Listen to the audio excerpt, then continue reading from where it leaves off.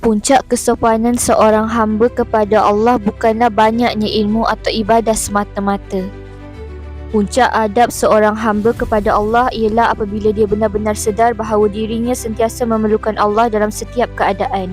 Bukan ketika susah sahaja tetapi ketika senang juga.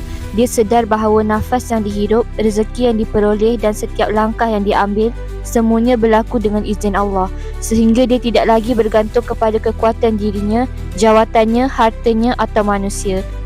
Hatinya seperti orang yang berada di tengah lautan bergelora.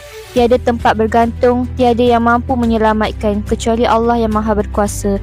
Pada saat itu, dia berserah sepenuhnya kepada Allah. Dia melaksanakan perintahnya, mengikut sunnah Rasulullah SAW dan berbuat baik kepada semua makhluk. Kerana dia tahu, sebesar mana pun usaha kita, tanpa izin Allah semuanya tidak akan terjadi.